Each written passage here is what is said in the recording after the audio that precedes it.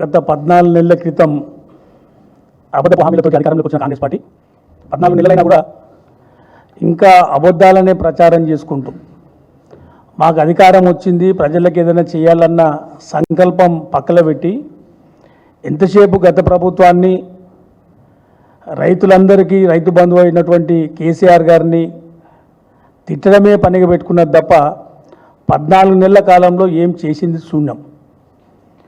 మొన్న జిల్లాకు వచ్చిన సందర్భంగా ముఖ్యమంత్రి గారు కానీ, నిన్న జిల్లాకు సంబంధించిన ఎమ్మెల్యేలు కానీ మాట్లాడుతూ పాలమూరు జిల్లాకు కేసీఆర్ గారు ఏమీ చేయలేదు అన్న ఒక అబద్ధాన్ని ప్రచారం చేసే ప్రయత్నం చేసినారు.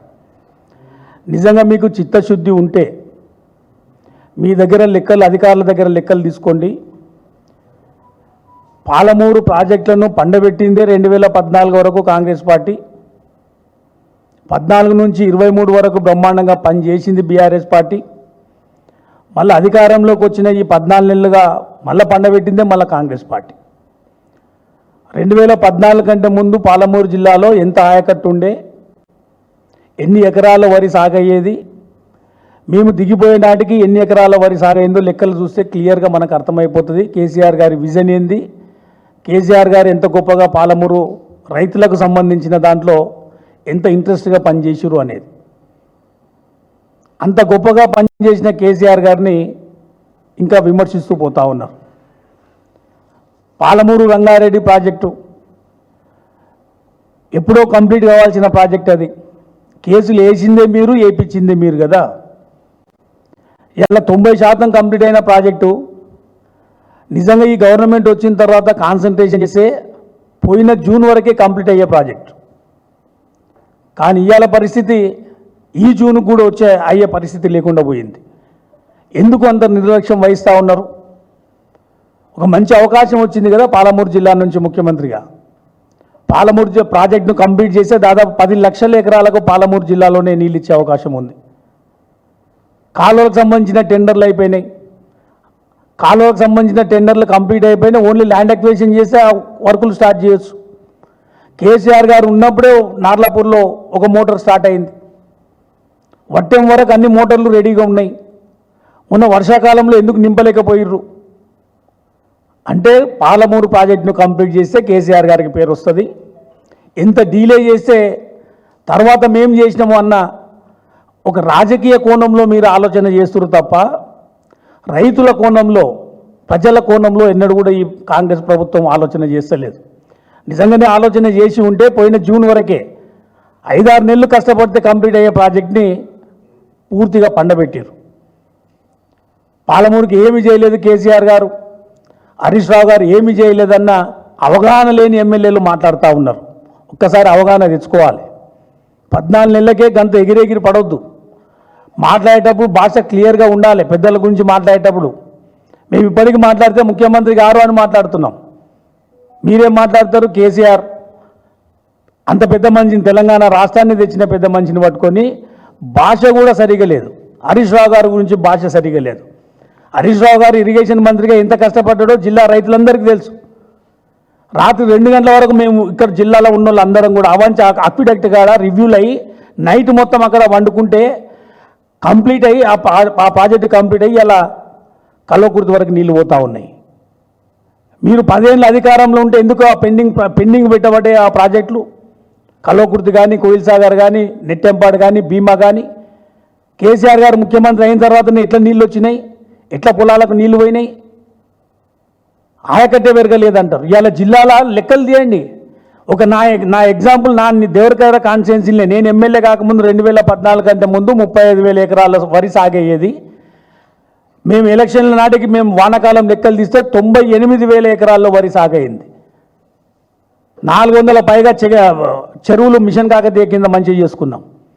30 చెక్ డ్యాములు కట్టుకొని 60 కిలోమీటర్ల నదిని ఒక వాగును నదిలాగా మార్చినాం.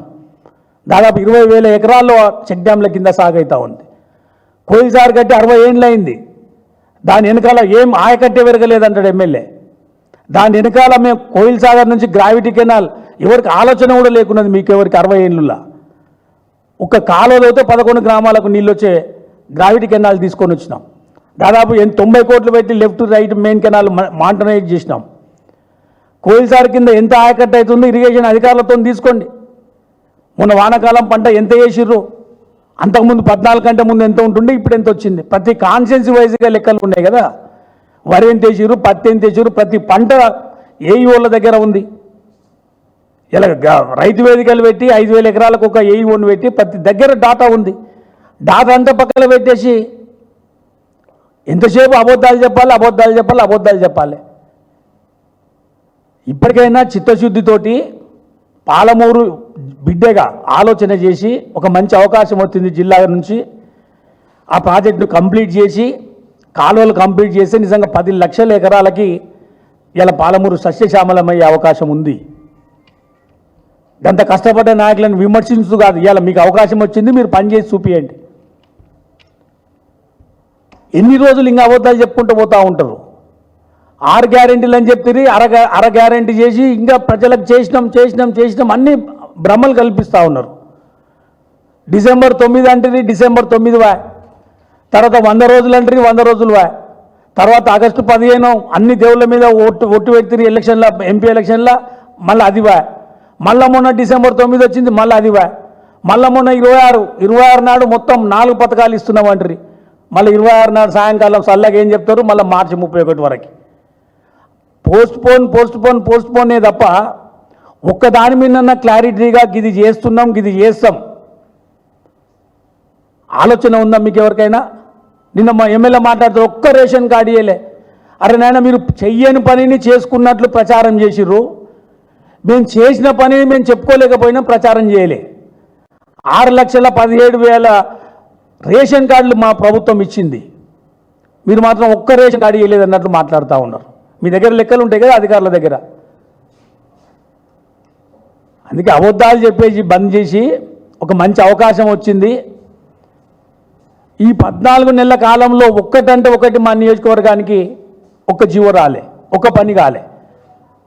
సంవత్సరం క్రితం హరీష్ రావు గారు ఆరోగ్య శాఖ మంత్రిగా ఉండి కేసీఆర్ గారు ఆశీర్వాదంతో 100 పడకల ఆసుపత్రి దేవరకథకు తీసుకొచ్చి 50 పడకల ఆసుపత్రి కొత్తకోటకు తీసుకొని వచ్చి టెండర్లు అయిపోయి భూమి పూజ కూడా సంవత్సరం పైన అయిపోయింది. మేము గవర్నమెంట్ ఉన్నప్పుడు భూమి పూజ చేస్తే మళ్ళీ మొన్న దామోదర రాజనరసింహ గారిని తోలుకొచ్చి మళ్ళీ భూమి పూజ చేస్తారు. ఎవరైనా కంప్లీట్ చేసి ప్రారంభమనే చేయాలి తప్ప చేసిన భూమి పూజకే మళ్ళీ చేస్తుంటే మీ తెలివి తక్కువదనం అర్థమవుతా ఉంది. ప్రజలు మర్చిపోయారు అనుకుంటారు.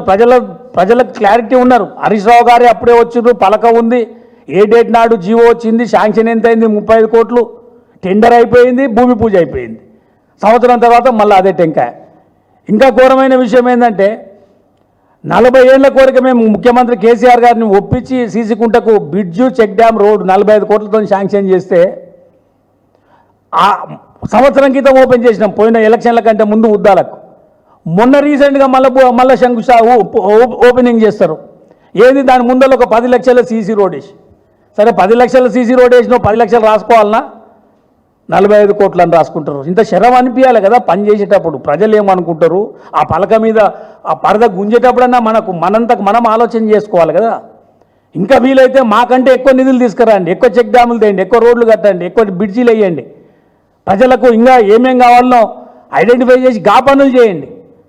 చేసిన ప్రభుత్వాన్ని ఏమీ చేయలేదన్నట్లు ఈ 14 నెలల్లో ఏమీ చేయకుండా చేస్తున్నామన్న భ్రమ కల్పిస్తున్నారు. ప్రజలకు అర్థమైపోయింది కాబట్టి మొన్న జరిగిన గ్రామ సభల్లో ఏ విధంగా తిరగబడ్డారో అర్థమైపోయింది. ఆ భయంతో మంత్రులు ఎవరు పోలే గ్రామ సభలకి. మళ్ళీ దాన్ని కప్పిపుచ్చుకునే ప్రయత్నం బీఆర్ఎస్ వాళ్ళు లొల్లి చేసే ప్రయత్నం చేసిరు. నిజంగానే బీఆర్ఎస్ వాళ్ళు లొల్లి చేసే ప్రయత్నం చేస్తే మీద ఒక్క సభ కూడా జరగదు. ప్రజలకే తెలిసిపోయింది. అబద్ధపు హామీలతోటి అధికారంలోకి వచ్చి ఇయ్యాలటికి మళ్ళీ అబద్ధాలే చెప్తున్నారు తప్ప ఒక్కటి కూడా మాకు అందలేదు. 42 లక్షల మందికి రైతు రుణమాఫీగా అయ్యేది ఉంటే 21 లక్షల మందికి చేసిర్రు, ఇంకా 21 లక్షల మందికి పెండింగ్ పెట్టిర్రు. కానీ ప్రచారం ఎట్లా ఉంది, మొత్తం అయిపోయింది. గ్రామాలకు పోతే తెలుస్తుంది, బ్యాంకుల దగ్గరికి పోతే తెలుస్తుంది, లిస్టుల ప్రకారం ఏ గ్రామంలో ఏ రైతుకు రుణమాఫీ కాలే. ఎంత గొప్పగా కేసీఆర్ గారు రైతు బంధు పెట్టి అలా రైతులందరికీ బంధువుగా ఉంటే ఆ రైతు బంధునే ఎగ్గొడుతుంది. మళ్ళీ ఉల్టా కేసీఆర్ గారు జిల్లాకి ఏం చేయలే. కేసీఆర్ గారు ఉన్నందుకే కదా పాలమూరు రంగారెడ్డి ప్రాజెక్ట్ వచ్చింది. బీజేపీ వాళ్ళు అప్పుడున్న నరేంద్ర మోడీ గారు మేము అధికారంలోకి వస్తే జాతీయ హోదా ఇస్తామని చెప్పి ఇవ్వకున్నా కూడా 10 ఏళ్ళు వాళ్ళు ఇవ్వకున్నా ఒక రూపాయి ఇవ్వకున్నా రాష్ట్ర బడ్జెట్కి వెళ్ళి దాదాపు 28,000 కోట్లు ఖర్చు పెట్టాం దానికి. ఇంకా కొంచెం ముందు 10% వరకులు గవి కంప్లీట్ చేసి నీళ్ళు ఇయ్యండి నాయన అంటే దాన్ని పక్కన పెట్టి మళ్ళీ ఉల్టా హరీష్ రావు గారి మీద కేసీఆర్ గారి మీద ప్రతి కాన్స్టిట్యున్సీలో ఇరిగేషన్ పరంగా ఇంత గొప్పగా డెవలప్ అయిందో జిల్లా ప్రజలందరికీ తెలుసు. మళ్ళీ మాట మాట్లాడతారు అంత చేస్తే 12 మంది ఎట్లా ఓడిపోయారని. అరే గఫ్లత్లో గెలిచిర్రా నాయన, మీరు గఫ్లత్లో గెలిచిన వాళ్ళు మాయ మాటలు చెప్పారు కాబట్టి ఆ మాయ మాటకు ఒక 1.8% మోసపోయారు కాబట్టి ఇవాళ అధికారంలోకి వచ్చి ఇవాళ మళ్ళీ 10 ఏళ్ళ బ్యాక్ వెళ్ళిపోయింది తెలంగాణ ఇవాళ. అందుకే ఇప్పటికైనా ముఖ్యమంత్రి గారు ఆలోచన చేయాలి, జిల్లా మీద దృష్టి పెట్టాలి, పాలమూరు రంగారెడ్డి ప్రాజెక్టు కంప్లీట్గా చేయాలి, కాలువలు దువ్వి 10 లక్షల ఎకరాలకు నీళ్ళు ఇవ్వాల్సిందిగా ఈ సందర్భంగా తెలియజేసుకుంటూ మాట్లాడేటప్పుడు కొంచెం జాగ్రత్తగా చిన్న పెద్ద అనే భావనతోటి మాట్లాడితే ఎవరికైనా ఒక ప్రజాప్రతినిధులుగా ప్రజల్లో గౌరవం ఉంటుంది తప్ప మైక్ ఉంది కదా అని చెప్పేసి ఇష్టారాజ్యంగా ఏకవచనంతో మాట్లాడడం ఇవన్నీ కూడా ప్రజలు గమనిస్తారు అని తెలియజేసుకుంటూ ఇప్పుడు